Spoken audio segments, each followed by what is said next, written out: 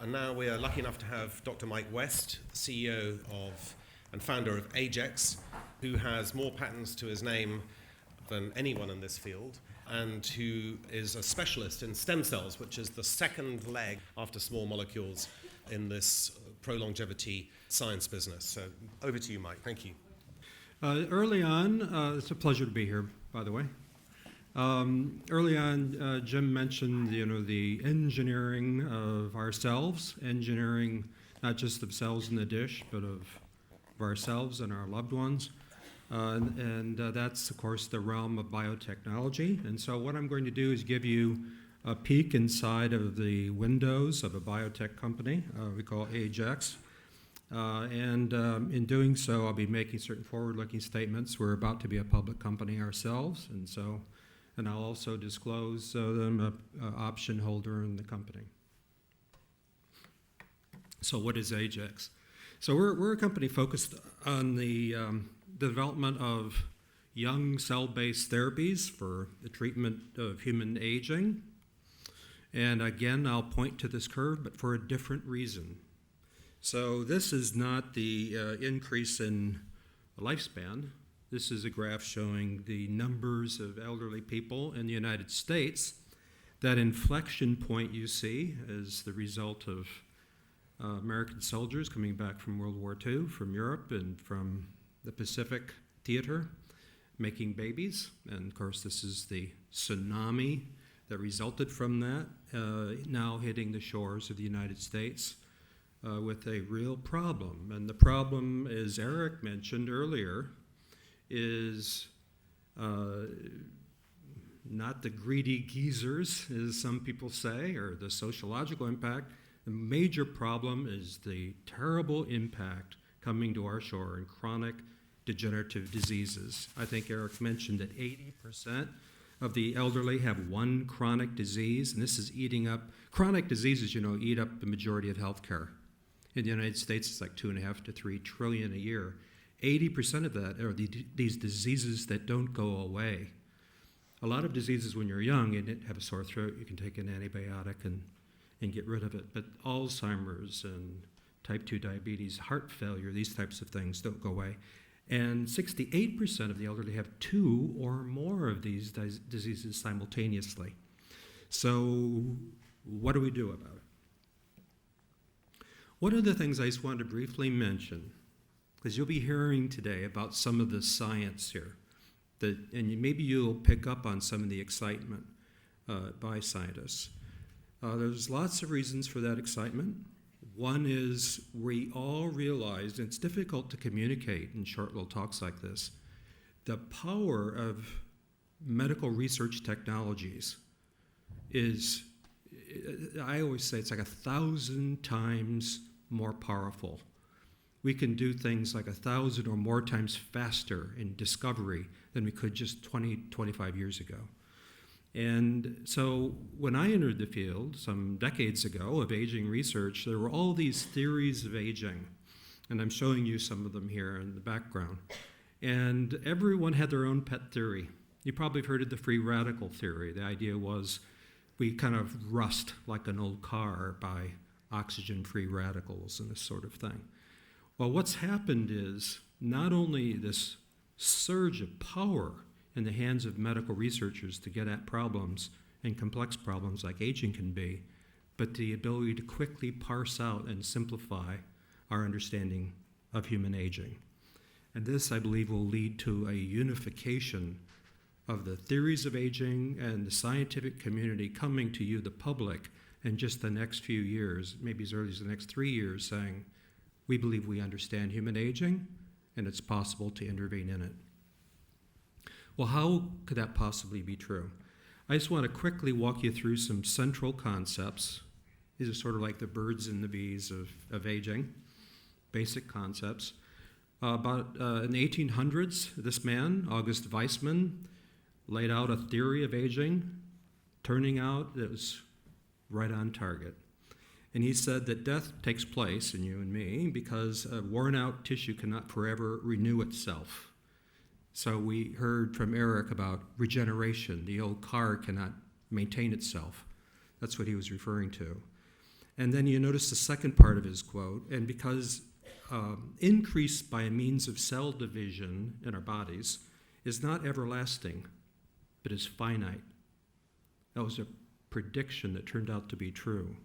So what we now think about aging is that perhaps to prevent cancer, that's the best idea I think out there, there are genetic changes that occur early in life that help protect us when we're young. You remember we talked early in the day about in ancient times, in the Roman and Bronze Age, we only lived maybe 20 years. So nature selected for our biology to have optimum fitness early in life. But the negative consequences could be aging late in life. And so we believe now that this prediction that August Weismann made, that cells in our body have a finite lifespan, this was discovered only in the 1960s by Dr. Leonard Hayflick, that the cell senescence, as you just heard about, or cell aging, is actually occurring in you and I as we age because our cells are turning over, and this plays an important role in aging. Some of you may know that that clock of aging was deciphered now, 20 years ago or something, by many of us then at Geron and other places. And we showed that cell senescence or cell aging is caused by a little clock at the ends of our DNA strands. And you're actually seeing it here in this figure on the right, this black smear that's going down. That's the way we at least used to measure telomere length. Some of you may have seen on television or something, you can have your telomeres measured and see how biologically old your blood cells are. Well, this is the cause of cell senescence, but it allowed us in biotech to go and find the gene that controls this, a gene called telomerase, and put that gene into skin cells or blood cells that age in our body, and guess what?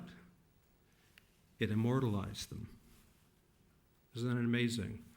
In the case of human biology, not just the little worms, C. elegans, or we heard about DAF genes and the extensional lifespan, we actually found a gene in human biology that can stop the aging of human cells. Well, Weismann mentioned another thing that he thought was central to the unified theory of aging, was to understand why we cannot maintain a body that nature goes to all the trouble to make. Why is that? You know, our bodies do this really complex building of a body during the formation of the body in your mother's womb, and then we just can't maintain that which we've created. Well, we believe that early in life, just like with telomerase being turned off, the ability to regenerate tissues in our body is being shut off. And so when tissues wear out from senescence or other means, we cannot repair them. The car cannot be repaired. Well, what can we do about that? Well, now about 20 years ago, some of us organized an effort to get at the central cell biology of this and to try to make a entirely new platform of technology called regenerative medicine. And the vision was as simple as this: to find a way of making young replacement cells for you and me and for the public at large to directly target the chronic degenerative diseases of aging that no drug can fix and our bodies cannot fix, using modern cellular technologies. And that's what I'm going to very quickly walk you through. It's called regenerative medicine. It's based on the isolation, now about almost exactly 20 years ago, of pluripotent stem cells. The first of these were embryonic stem cells, isolated in the United States. These cells have telomerase, and they could replicate forever, and they keep cells at the very beginning of life, and then they can branch out to make all of the cells of the human body. And so this can be an industrially scalable platform to repair the human body indefinitely. I think this is one of the big revolutions in the history of biotech, and a great opportunity for countries around the world, such as in the UK, to address this really urgent problem of chronic diseases of aging. It's like several other revolutions in biotech. I'm showing you here on the left. Recombinant DNA allowed researchers to make any protein in the human body on an industrially scalable format, cost effectively. Insulin, growth hormone, all these antibodies, the second big generation. Many new drugs are now monoclonal antibodies. Now we can make cells of any kind, and of course the wonderful thing is they're all made scalable and young, cells of any kind, for the first time in the history of medicine. Will it work? Well, an affiliated company of ours, BioTime, has a product in the clinic for one of the leading problems in aging, blindness caused by macular degeneration. And so this is a cell senescence in the back of the retina of a cell called RPE cells. And in the middle figure there, you can maybe see some little clumps. That's the debris that accumulates in the back of your eye. It's called drusen. And then after the transplant, these are human eyes you're seeing here, human patients. We can visualize these cells non-invasively in their eye. And as when we transplant back this carpet of young cells into aged retinas, we see the drusen disappear. And so we're seeing, maybe for the first time in medicine, a way of treating 90% of this leading cause of blindness in the aged population. Before, only about 10% of the patients could be treated with current modalities, which is about a $7 billion market. But here, 90% of the patients we think now can be addressed by this new cell transplantation protocol. So here is, proof of concept and targeting one of these quality of life issues we just talked about, right, this morning. If you can't see, your central vision's lost, you can't go to the store, you can't drive, you can't take care of yourself. This is just one example, but remember, I just said we can make any cell of the human body, heart muscle cells, cells for Parkinson's, and on and on and on, cells for osteoarthritis, and on and on. Now quickly, I'll walk you through what really is making all this happen so fast is people thought, well, yes, this platform allows you to make all the cellular building blocks of the human body, but it'll take us 50 years to figure out how to make them all. Well, guess what? We leapfrogged that. So we invented some new technologies that allow us to make GMP grade, it means, clinical grade cells of any kind.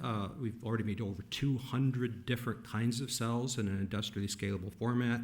And we're engineering these cells to make them off the shelf so your immune system won't reject them as foreign, and turn this into a platform just like, insulin and other products are made today, made in a factory, stored in a frozen state, sent to point of care and used and administered to patients. As I said, we've already made, this is showing you, for those of you molecular biologists, a heat map of over 200 different cell types. We've already found a way to scale up this way. So one of these cell types, in the form we have them, can make 100 million doses, just what we've already made for over 200 cell types. What are looking to the future, the next things that we could do? It was mentioned metabolism is a big problem in aging. You remember when we were young, we could have all the Sundays we wanted and we didn't gain weight, but then we start blimping out. Central obesity, fat accumulates in the coronary arteries. It's a very similar process. Why is that? What's changed? Well, in the top left, you can see the loss of an important endocrine and metabolic organ called brown adipose tissue. And you see look at the farthest point on the right on that top left graph is 60 plus years of age, a dramatic loss of the function of this tissue. And what it does is it throws our metabolism off balance because brown adipose tissue is like anti-fat. It takes sugar and lipid fat out of the blood and generates heat with it. And when that tissue is lost, it throws the balance off and we can accumulate fat. And we believe This is an important cause of type 2 diabetes. So we found a way of making these cells, and we're applying them to this market of type 2 diabetes. It's estimated that up to 1 out of 2 Americans will be afflicted with at least pre-diabetes during this age wave. We're making vascular cells as a second product. The aging of our vascular system and the senescence of those cells plays an important role in cardiovascular disease. And as the American Heart Association has pointed out, this is the #1 killer. #1 cause of mortality. It's a $1 trillion market, and we've never been able to so bravely charge into this field, regenerating cardiovascular health, as we anticipate we'll be able to do with these products. Lastly, I want to tell you what I'm most excited about. And it's hard in a few minutes, but bear with me. Do you know that there's some animals, multicellular animals, that don't age at all? They're these little sea anemone-like creatures. You see this from starting at the bottom of this diagram, go up to the second green line, the little sea anemone-like creatures called hydra. They don't age. You can cut them in half and they just grow back. And they can do that forever. And we can't detect aging in that organism. You can kill them. You can starve them to death, you understand, but they don't age. The little planaria, if you've ever seen these, I used to study them as a little boy. I found them fascinating. They have 2 little eyes, 2 little buggy eyes, and they move around the bottom of a glass dish. You can cut them in half and their head grows back. Profound regenerative potential. The old car can just regrow a new fender, right? And they can do it forever because they have telomerase. And guess what? They don't age. As we move higher in the evolutionary tree, what is clear, as August Weismann, as I told you, pointed out to us, animals like humans have pushed that immortal regenerative potential only back into our early development when we're first forming. Humans can actually regenerate heart muscle after it's damaged, even for a few days after you're born. But it's pushed back to early development, and then as we mature as an adult, we lose that potential. Well, we know we can push cells all the way back to the beginning of life. We can completely reverse the aging of human cells in the laboratory dish. That may be shocking to many of you because you maybe haven't heard that, but it's absolutely true. And so this is just some example of some of that data I won't have time to get into. But the negative consequences is, I could take a cell from any of us and take it all the way back to the beginning of life. It's just, so far as we know, identical to the cells you had a few days after conception. The bad part of that is, if I turned all of you into those cells, you'd just be a little blob of gelatinous cells. You'd lose your form and function. But think about it for a second. If I'm telling you that science has already unraveled the biology to take a human cell, even a 120-year-old person, all the way back to the beginning of life, can we just take it partway? Can we reset this clock of aging? And can we reset the regenerative potential we had when the body was first forming? If so, we might learn a lesson from those little flatworms and the hydra. We call that induced tissue regeneration. And that is part of this top secret program we have under development. Not so top secret, I guess, because I'm talking to you about it today at AgeX. The good news is, so here is a marker that we tend to follow. This gene, when you can see it climb with age here. These are cells from different aged people. And the more it goes up, we think that's stopping a brake on regeneration, or a marker of it anyway. And then when we program cells all the way back to the beginning of life, you can see on the far right how that gene goes back to the beginning. And then we believe we can take cells back just part way without taking them all the way back to the beginning of life to induce tissue regeneration with this product in development we call ITR 1547. So, try to give you a little window into where biotech is and where I think the future is going. One of the really gratifying things for me as an aging researcher, as a gerontologist, is all these complicated pathways, all these things you'll hear about, somewhat confusing, I think will become more clear in the next few years that these are pathways relating to tissue regeneration, and that gerontologists will finally look at a day when we feel that we can, for the most part, explain human aging. Thank you very much.